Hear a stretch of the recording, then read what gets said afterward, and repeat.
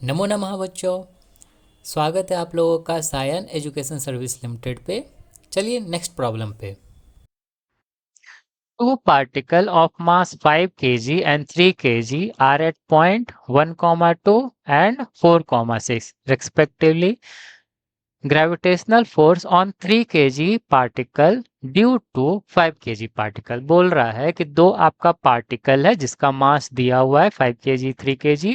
5 kg है आपका 1, 2 पे, 3 kg है आपका 4, 6 पे। ठीक। और बोल रहा है 3 kg पे आप निकालिए फोर्स। कैसा फोर्स? Gravitational force. किसके कारण? ड्यू टू 5 kg के कारण। तो पहले कोऑर्डिनेट सिस्टम हम बना लेते हैं, एक्स एक्सिस वाई एक्सिस बना लेते हैं। ये हो गया आपका एक्स एक्सिस एब्सिसा, ये हो गया वाई एक्सिस ऑर्डिनेट। ठीक। अब यहाँ पे आपका क्या बोल रहा है? बोल रहा है आपका 5 kg कहाँ पे है? 1, 2 पे है। तो यहाँ पे हम ये 1 मान लेते हैं। ये हो जाएगा आपका, ये हो जाएगा आपका 2। तो एक आपका यहाँ पे है, कौन सा है? 5 kg। मतलब यहाँ पे आपका 5 kg मास रखा हुआ है। ठीक है। दूसरा आपका बोल रहा है 4, 6। तो 4 हम यहाँ पे ले लेते हैं। 4 आपका कुछ यहाँ पे हो गया, 6 आपका मान लेते हैं यहाँ पे है। तो 6 आपका कुछ यहाँ पे हो गया। ये आ गया आपका, ये कौन सा हो गया आपका? 3 kg। 3 kg आपका कहाँ पे है? 4, 6 पे है। ठीक। तो ये आपका दिया हुआ है। इन दोनों पे आपका फोर्स निकालने बोल रहा है। तो फोर्स कैसा लगेगा? फोर्स फोर्स ऑब्वियस सा चीज है, एट्रैक्टिव फोर्स लगेगा। क्यों? क्योंकि आपका ग्रेविटेशनल है। तो ये हो गया फोर्स, एक दूसरे पे एक दूसरा लगाएगा। तो इसको हम लिख देते हैं, आप ऐसे ही लिख दीजिए, फोर्स ऑन 5 ड्यू टू 3, और इस पे फोर्स ऑन 3 ड्यू टू 5। तो निकालना कौन सा है? Force on 3।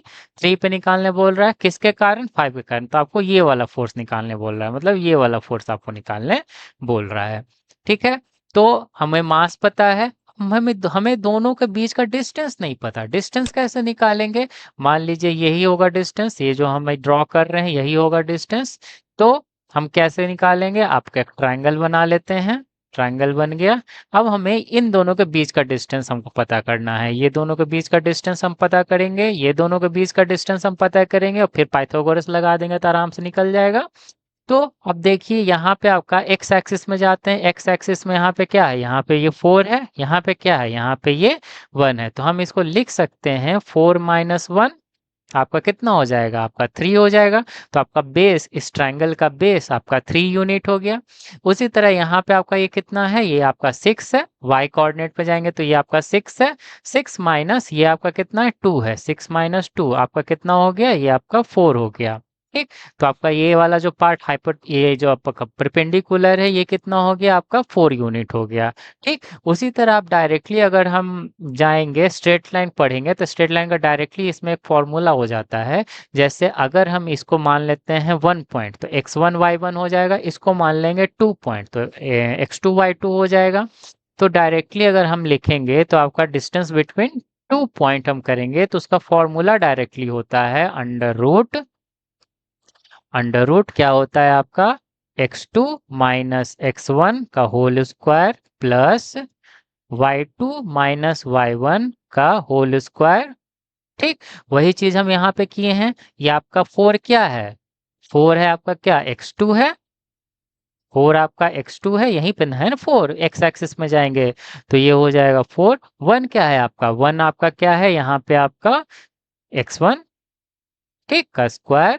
यहाँ पे y2 जाएंगे तो ये आपका 2 है, तो y में आपका ये y2 यही होगा, क्या हो जाएगा? 6 होगा। और ये आपका y1 क्या हो जाएगा? ये 1 का पार्ट है, तो 1 आपका कितना है यहाँ पे? कितना था? 2 था। तो ये हो गया। तो इसको हम अच्छा, स्क्वायर छूट गया यहाँ पे। इसको हम सॉल्व करेंगे तो ये आपका 3 आ रहा है, यहाँ पे आपका ये क्या आ जाएगा? 4 आएगा। ठीक। स्क्वायर रहेगा। तो 3 का स्क्वायर 9, 4 का स्क्वायर 16, 9 + 16 आपका 25 होता है। तो हम डायरेक्टली यहाँ पे 25 रूट करेंगे तो आपका 5 यूनिट हो गया क्या? इन दोनों के बीच का डिस्टेंस। अब दोनों के बीच का डिस्टेंस पता चल गया तो हम डायरेक्टली फोर्स निकाल सकते हैं। फोर्स क्या होता है? G m1 m2 बाई दोनों के बीच का डिस्टेंस का स्क्वायर। तो आपका जी कितना होता है? अगर हम बोलें आपका, आप लोग याद भी किए होंगे 6.67 इंटू 10⁻⁻11 होता है। ठीक, अभी के लिए वही रख लेते हैं। आपका ये क्या मास 1 क्या है, मास 1 आपका हो गया 5 kg, मास 2 क्या हो गया आपका 3 kg, डिवाइडेड बाय दोनों के बीच का डिस्टेंस, दोनों के बीच का डिस्टेंस क्या हो गया, हम मीटर समझ के चलते हैं। ठीक, दिया नहीं है डिस्टेंस तो हम अपना सिंप्लिसिटी के लिए हम क्या करेंगे, मीटर ही लेके चलेंगे। तो ये आपका 5 का स्क्वायर, क्यों, क्योंकि यहाँ पे आपका यूनिट दिया हुआ है ना। आप सेंटीमीटर भी ले सकते थे पर कुछ दिया नहीं है, वैल्यू दिया नहीं है, तो हम कुछ भी यूनिट ले सकते हैं अपने सिंप्लिसिटी के लिए, हम यहाँ पे कुछ भी ले सकते हैं। ठीक है, तो फिर अगर हम बात करेंगे आगे तो यहाँ पे आपका क्या होगा, इसको अब हम सॉल्व करने में आप लोग को बहुत दिक्कत होता है, तो इसको देखेंगे कि 6.67 है, उसको हम 20/3 भी लिख सकते हैं।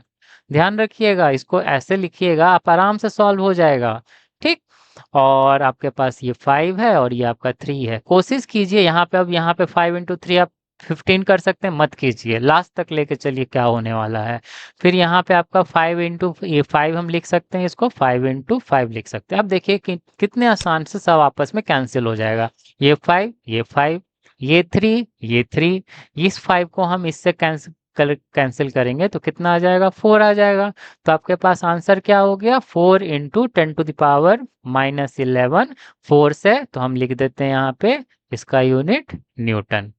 आई होप आप लोगों को क्लियर हुआ होगा। ठीक, तो इसी तरह से आप सॉल्व कीजिए, आसानी से आपस में कैंसिल हो जाता है। मुझे पता है नीट के बच्चों को सॉल्व करने में, कैलकुलेशन करने में दिक्कत आता है, तो इस तरह के से कीजिए, आपको आराम से ये सॉल्व हो जाएगा। ठीक, तो मिलते हैं नेक्स्ट क्वेश्चन में। अगर आप लोगों को मेरा पढ़ाया हुआ अच्छा लगा so do like and subscribe.